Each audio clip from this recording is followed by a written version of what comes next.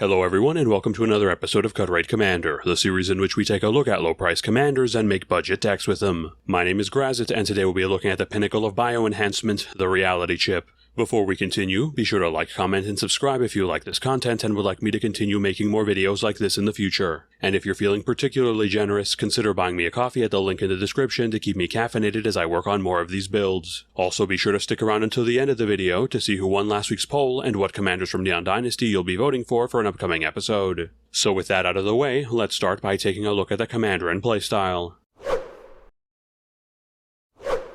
The Reality Chip is a 0/4 artifact creature equipment jellyfish that costs 1 and a blue with reconfigure for 2 and a blue that possesses the following abilities. You may look at the top card of your library at any time. As long as a Reality Chip is attached to a creature, you may play lands and cast spells from the top of your library. Breaking down its core stats, the Reality Chip possesses a very low-to-the-ground CMC, completely defensive-oriented stat block for the cost, and abilities that turn it into a future sight on legs to generate any builded helms with a whole lot of value by enabling it to play and cast cards off the top of its deck. Taking a quick look at its first ability, it adds a nice way of having us peek at the top card of our deck before having it attached to a creature, but its primary use is in conjunction with its second ability to allow us to see and then play and cast those cards. Speaking of which, the Reality Chip's second ability is what makes this equipment jellyfish such an impressive specimen. Since for the low cost of 2 and a blue, it lets us cast spells and play lands off the top of our deck so long as it remains equipped on the field, generating us an insane amount of value. And while yes, it does need to be equipped to enable its ability, this is actually a blessing in disguise, since once it's reconfigured, it ceases to be a creature, making it a bit more difficult for our opponents to remove in comparison to other commanders. And even if the equipped creature is removed, it just returns to being a creature that we can just reconfigure again to a different target, making it a bit more resilient than one would expect. So, as we can see, this little guy's a potent source of value, but really isn't limited to any particular playstyle due to its abilities. In fact, its only real limitation is being limited to mono blue, which does make it a bit trickier to take full advantage of, but is by no means impossible. And while it can fit a number of solid builds like Topdeck and Storm, the build that I finally settled on was a value-centric artifact build that aims to drown our opponents in the value it can generate. Artifacts already have quite a synergistic and value-focused playstyle, and by having the Reality Chip helm a build featuring them, it dials it up to 11, enabling these machines to chew through our deck faster than our opponents will be able to react, and assembling massive board states that take advantage of the archetype's built-in synergies. That means we'll need to focus on means of reducing the cost of our artifacts to ensure we can more easily play them off the top of our deck with our commander, or alternatively just having cards that make themselves cheaper based on the number of artifacts we have, ensuring we can flood our board with machines as quickly as possible. And with so many artifacts entering the battlefield, we'll be running plenty of payoffs to take full advantage of it, ranging from artifact token creation to get more artifacts on board, cards that make themselves more powerful the more artifacts we have, or alternatively cards that make the rest of our artifacts more powerful instead, and of course, ways to turn our artifacts into further card advantage. And to help us keep casting and playing cards off the top of our deck for as long as possible, we'll be running plenty of ways to manipulate the top of our deck to ensure we can spin away anything we can't play or cast, maximizing our chances of casting off the top until we either run out of mana or decide to stop ourselves. So let's put Tameshi's grand design to use upgrading our machines. It's a shame that its creator's no longer with us to see the perfection he created, but his work will live on through the power it provides our mechanical army. Now, to gather further battlefield data, as the benefactors who provided us with this marvelous device will want these statistics, well, completed as soon as possible. So now that we know a bit more about the commander and playstyle, let's start looking at the deck itself by starting with the creatures. Starting in the CMC 0 slot, we have its only entrant with Hanger Backwalker, a XX artifact creature that comes into play with X+1/+1 counters. When it dies, creates 1/1 artifact Thopter tokens for each +1/+1 counter on it, and we can pay 1 and tap it to put a +1/+1 counter on it, making it a solid mana dump in the late game or a cheap artifact to cast off the top with our commander if we're just digging for more spells, either way allowing us to grow it on the cheap and leaving behind evasive artifact bodies when it's finally dealt with, which this build can put to good use. Moving on to the CMC 1 slot, we have a pair of birds joining us with Artificer's Assistant and Silver Raven. Artificer's Assistant is a 1/1 flyer that lets us scry 1 whenever we cast a historic spell, giving us a free way to manipulate our top deck for every artifact we cast to help us get rid of additional lands or any other cards that would otherwise stall our top deck casting capabilities. Silver Raven is another 1/1 flyer, this time an artifact, that scries 1 when it ETBs, making it another source of cheap top deck manipulation and the fact that it's an artifact synergizing well with this build. The CMC 2 slot is then up next, starting off with a trio of artifact creatures, those being Ethereum Sculptor, Mirror Retriever, and Steel Overseer. Ethereum Sculptor is a 1/2 that reduces the cost of all our artifact spells by 1. Its cost reduction effect being the first of many we'll be seeing in this build, as it allows us to go through our deck even faster as we cast from the top, and even allows us to cast some of our cheaper colorless artifact spells for free if we have multiple sources of cost reduction in play simultaneously. Mere Retriever is a 1/1 that, when it dies, lets us return another artifact from our graveyard back to our hand, easily allowing us to get value out of our bin while being recurable itself thanks to our other artifact recursion means. Steel Overseer is another 1/1 that lets us tap it to put a +1/+1 counter on each artifact creature we control, taking full advantage of our large artifact creature base and the capability to produce artifact tokens that we have to make them bigger and bigger over time.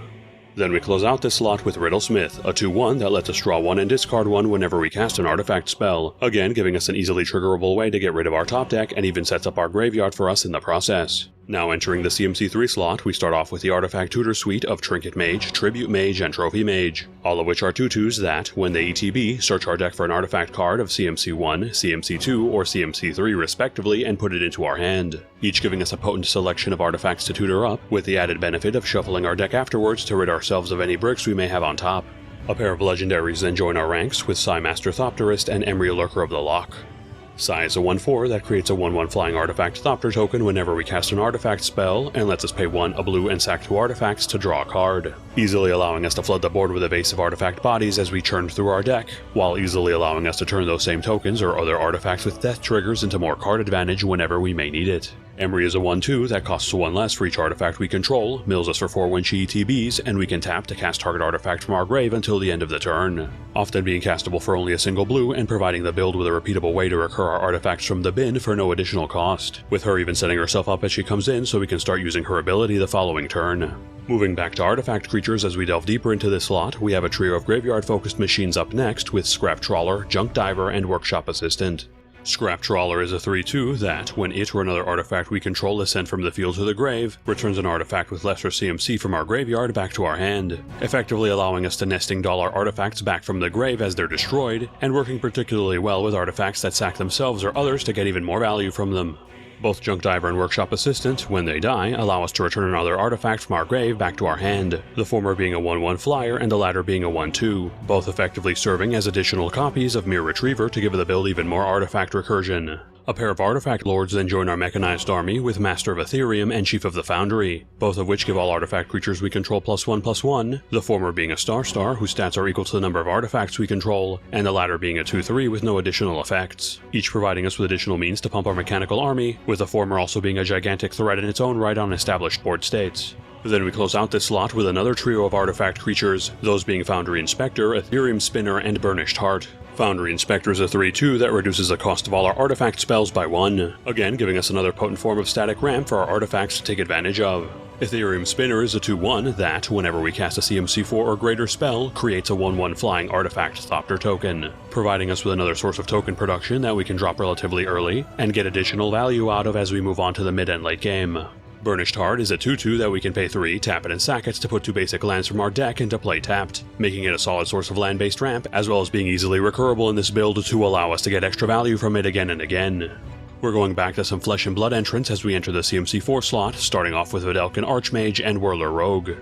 Vidalcan Archmage is a 0/2 that draws us a card whenever we cast an artifact spell, providing our build with an enormous amount of card advantage as we cast our spells, especially if we're casting off the top with our commander. Whirler Rogue is a 2/2 that, when it ETBs, creates 2 1/1 flying artifact Thopter tokens and lets us tap 2 untapped artifacts we control to make target creature unblockable until the end of the turn, the evasive artifact bodies it creates on ETB being nice, but its main draw being allowing us to use our smaller artifacts to make our bigger ones evasive to more easily get in for damage. Then we close out the latter half of this lot with 2 more artifact entrants in the form of Solemn Simulacrum and Joyrus Familiar.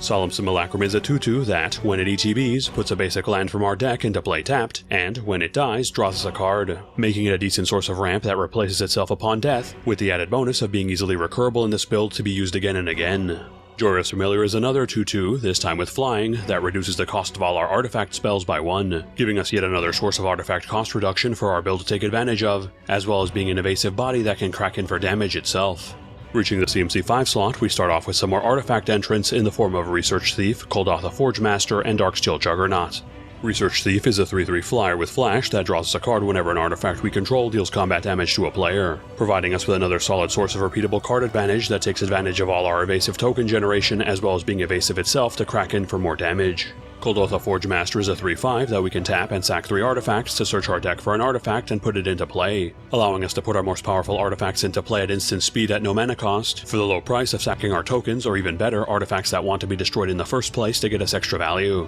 Darksteel Juggernaut is an indestructible Star whose stats are equal to the number of artifacts we control and must attack each turn if able, making it a hard to remove artifact payoff whose power can easily reach double digits in this build for some massive damage turn after turn. Then we close out this slot with Replication Specialist, a 3/4 flyer that, when a non-token artifact ETBs under our control, lets us pay 1 and a blue to create a token copy of it, getting us even further value out of our artifacts by allowing us to double up on them on the cheap. Closing in on the end now, the CMC 6 slot brings us a trio of evasive artifacts with Sharding Sphinx, Steel Hellkite, and Cyberdrive Awakener. Sharding Sphinx is a 4/4 flyer that, whenever an artifact creature we control deals combat damage to a player, creates a 1/1 flying artifact Thopter token, enabling it to exponentially grow our tokens turn after turn as long as our forces keep connecting, and quickly taking over games with an ever-growing evasive army if not dealt with. Steel Hellkite is a 5/5 flyer that we can pay 2 to give +1/+0 until end of turn, and, if it deals combat damage to a player, lets us pay X to destroy each non-land permanent of CMC X that player controls once per turn, serving as a big evasive beatstick that's also capable of picking apart our opponent's boards turn after turn so long as it keeps connecting. Cyberdrive Awakener is a 4/4 flyer that grants all our other artifacts flying and, when it ETBs, turns all non-creature artifacts we control into 4/4s until end of turn. Its AoE evasion granting being very solid, but its ability to weaponize all our rocks, utility artifacts, and even artifact lands being even better, allowing us to alpha strike our opponents with an evasive army of 4/4s out of nowhere. Finally, reaching the CMC 7 slot, we have our last creature with Thought Monitor, a 2/2 artifact flyer with affinity for artifacts that, when it ETBs, draws us 2, usually only costing us a single blue to cast, making it a superb rate for an evasive body with card advantage attached. That covers all our creatures, so let's move on to our instance. The CMC 1 slot starts us off with the removal spells of Pongify and Rapid Hybridization, both of which destroy target creature, preventing it from regenerating and giving its owner a 3/3 to replace it, both serving as dirt cheap means to turn our opponent's biggest threats into vanilla 3/3s, and even bypassing a relatively common source of protection to boot. More removal then joins us in the CMC 2 slot with Reality Shift and Resculpt, both of which exile their target, the former being limited to creatures and having its owner manifest the top card of their deck, while the latter hits creatures and artifacts and gives its controller a 4/4 token instead, providing us with some solid exile-based removal with negligible downsides. Then we close out this slot with Counterspell and a Disruption Protocol, both of which counter any spell, the former having no additional requirements, while the latter has us tap an artifact we control or pay an additional 1, giving us some cheap, no-nonsense spell disruption to protect our boards while hampering our opponents. The CMC 3 slot then brings us its single entry with Whir of Invention, an X spell with Improvise that lets us search our deck for an artifact of CMC X or less and put it into play. The fact that it's a flash speed way to cheat artifacts into play, on top of letting us use our artifacts to help pay for it, makes it a reliable way to catch our opponents off guard by summoning potent artifacts on their turns. Finally, skipping to the CMC 5 slot and our last instant, we have Access Denied, which counters target spell and creates X/1/1 flying artifact Thopter tokens equal to the countered spell CMC, making it quite the expensive counterspell, but its ability to flood our board with evasive artifacts after it resolves making it very usable in this build. That covers all our instance, so let's move on to our sorceries. Skipping straight to the CMC 2 slot, we have its single entrant with Reshape, an X spell that has a second artifact to search our deck for an artifact of CMC X or less and put it into play, serving as yet another means to trade in our smaller artifacts for legitimate threats from our deck when the opportunity presents itself. The CMC 3 slot then brings us another single entry with Raven Form, which exiles target artifact or creature, giving its owner a 1/1 flying token to replace it and can be foretold for a blue, making it a solid removal tool to hit both front and back row that we can play on the cheap if we draw into it. Skipping to the CMC 5 slot, we then have Thoughtcast, which has affinity for artifacts and draws 2, usually costing only a single blue in this build to make it a great rate for card advantage, especially if we're playing it off the top with our commander to continue casting spells. Finally, reaching the CMC 6 slot, we have our final sorcery with Spectral Deluge, which returns all creatures our opponents control with toughness X or less back to their hands, X being equal to the number of islands we control, giving us a good one-sided wipe that takes advantage of this deck being mono blue. That covers all our sorceries, so let's move on to our enchantments. Proceeding right to the CMC3 slot, we start off with Mirrodin Besieged, which, when it ETBs, has us choose either Mirren or Phyrexian. If Mirren is chosen, it creates a 1/1 artifact mirror token whenever we cast an artifact spell, and if Phyrexian is chosen, we draw and discard a card on our end step and have target opponent lose the game if we have 15 plus artifacts in our graveyard. Its Mirren mode being a good source of additional tokens if we draw it early, while its Phyrexian side being good as an alternate win con and additional source of card selection if drawn late, making it good for us regardless of which mode we pick. Then we close out this slot with Imprisoned in the Moon, an aura that enchants a creature, land, or planeswalker, turning it into a colorless land that taps for a colorless and has it lose all other card types and abilities, providing us with a very hard to deal with source of removal that can hit a wide variety of threats and making them effectively useless until it's dealt with. Moving on to the CMC4 slot, we have our last pair of enchantments with Efficient Construction and Thopter Spy Network.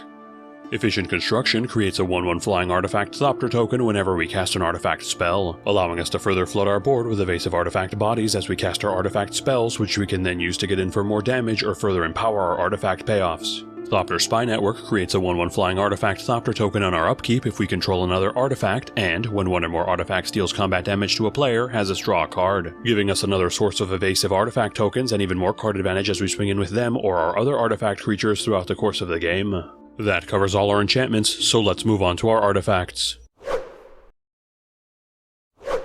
The CMC1 slot then starts us off with a trio of ramp sources in the form of Sol Ring, Wayfarer's Bauble, and Moonsnare Prototype. The first tapping for 2 colorless, the second letting us pay 2, tap it and sack it to put a basic land from our deck into play tapped, and the last letting us tap it and another artifact for a colorless, in addition to having channel for 4 and a blue to bounce a permanent back to its owner's hand, all of which serve as very solid sources of ramp, with the latter 2 being easily recurable to get even more ramp and removal respectively. Then we close out this slot with some utility artifacts in the form of Witching Well, Aether Spellbomb, and Sentinel Totem. Witching Well scries 2 when it ETBs and lets us pay 3, a blue, and sack it to draw 2 cards, giving us some cheap top deck manipulation that we can later turn into card advantage if needed. Aether Spellbomb either lets us pay a blue and sack it to send target creature back to its owner's hand, or instead pay 1 and sack it to draw a card, making it another inexpensive artifact that we can drop early to use its removal or cantrip it away if we need the draw instead. Sentinel Totem scries 1 when it ETBs, and we can tap it and exile it to exile all cards from all graveyards, serving as a solid source of graveyard hate that also lets us manipulate the top of our deck as a bonus.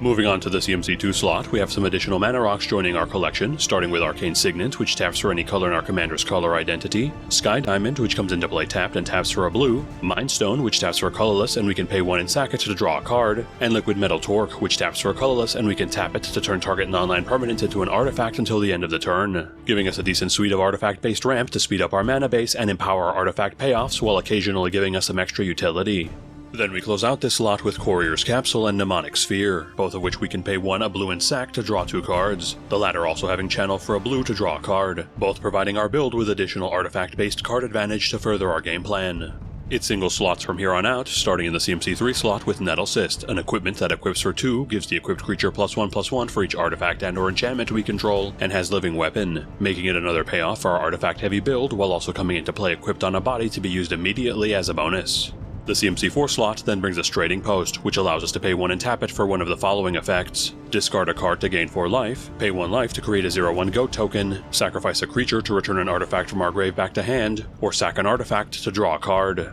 Its most beneficial effects for us being the latter 2, which either allow us to easily recur artifacts from our bin or give us a cheap way to clear the top of our deck, both of which help this build's consistency. Finally, the CMC5 slot brings us our last artifact with Mirror Works, which, whenever another non-token artifact ETBs under our control, lets us pay 2 to create a token copy of it, giving us yet another means to double up on most of our deck on the cheap to help flood the board with even more artifacts. That covers all our artifacts, and since this build has no planeswalkers, let's move straight to our land base.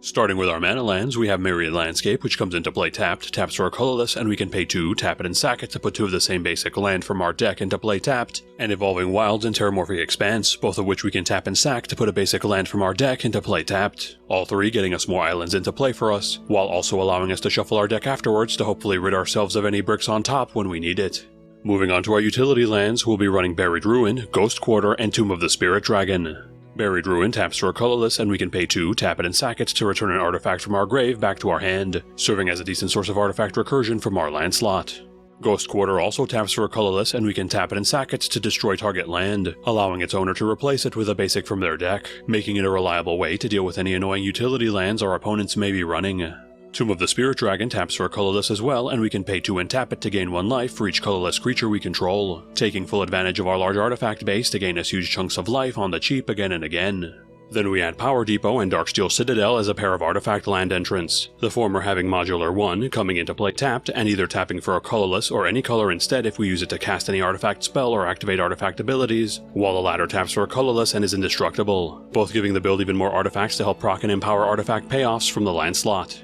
Finally, we're running 28 islands as our basics to close out our land slot. So now that we've covered all the cards in the deck, let's take a look at this deck's breakdown.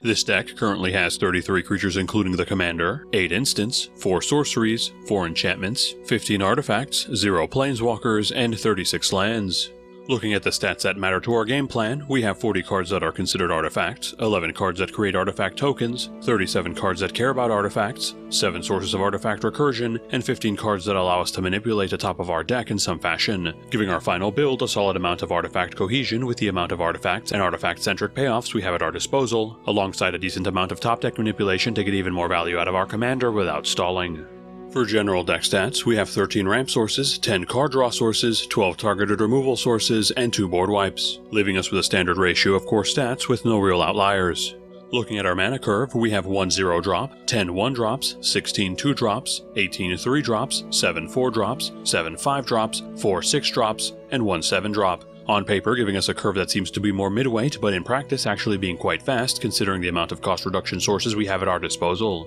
allowing our commander to tear through our deck at lightning speed, flooding our board with an army of artifacts in only a turn or two to overwhelm our opponents with the value it generates for us. Currently, this deck is valued at $64.98, not counting the price of basic lands or shipping. This price was calculated by using the cheapest listed marketplace price on TCG Player at the time of this recording. For side grades, Thirst for Knowledge and Universal Surveillance are both solid forms of artifact-centric card advantage if you find the core build lacking. Codex Shredder and Mere Battlesphere would make for good artifact additions, for the top deck clearing and recursion or the massive body and token creation they provide respectively. Soul Guide Lantern is another great source of graveyard hate or additional card draw that's easy to recur since it does not exile itself when we use it. And lastly, Ugin the Ineffable makes for a potent top end that provides a sizable cost reduction to our colorless artifacts, has the ability to turn our top deck into tokens to clear them away, and even throws in some excellent targeted removal to boot. For upgrades, Fabricate is a powerful tutor effect to help boost our deck's consistency. Inventor's Fair gives us another easily achievable tutor effect, this time from the land slot, that gives us some incidental life gain over the course of the game. Academy Ruins gives us another source of artifact recursion from the land slot that our commander can then immediately help us cast instead of having to wait a turn to draw it. Kappa Cannoneer would make for a great addition to grow quickly as we flood our board with artifacts, then 1 to 2-shot our opponents with its evasive bulk.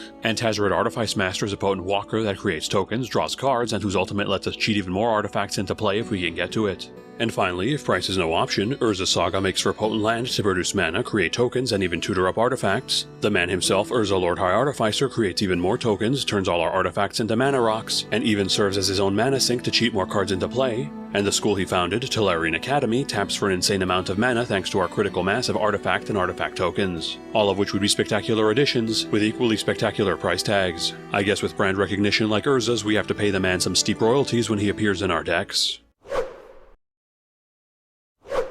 Thanks everyone for sticking around until the end of the video. Before we continue, I'd first like to thank all the channel subs, new and old, for helping the channel blow past the 3.1 and 3.2k milestones. Thank you all for your continued support, as this channel would be unable to grow without it, and I hope you continue to support this channel in the future. Taking a look at last week's poll, it looks like Tatsunari Toad Rider was able to hop into the top spot, so look forward to an enchantment-heavy build featuring him and Kami next week. Moving on to this week's poll, we'll be dialing back the colors from 3 to 2 this time around with a fresh batch of entrants, with this week's candidates being the saga-focused Satsuki the Living Lore, the top deck burning Hiritsugu Devouring Chaos, and the vehicle reanimating Greasefang Okiba Boss. Please cast your vote in the community tab, link in the description, and let me know in the comments who you voted for and what commanders from Neon Dynasty you'd like to see in a future poll. Before we close out, again, be sure to like, comment, and subscribe if you haven't done so already, as this channel cannot grow without your support. And if you feel like showing your thanks by keeping me caffeinated while I make these videos, please consider buying me a coffee at the link in the description. Speaking of which, I'd like to thank Novasis for their generous donation. Thanks for the coffee, Novasis, and thanks for supporting the channel. And if any of you would like to support the channel in a different way, feel free to check out the other deck text floating around my head if you'd like to see the latest builds, or click on the link above for a playlist of all the Cut Rate Commander episodes I've made so far. And with that, have a good one folks, and stay safe.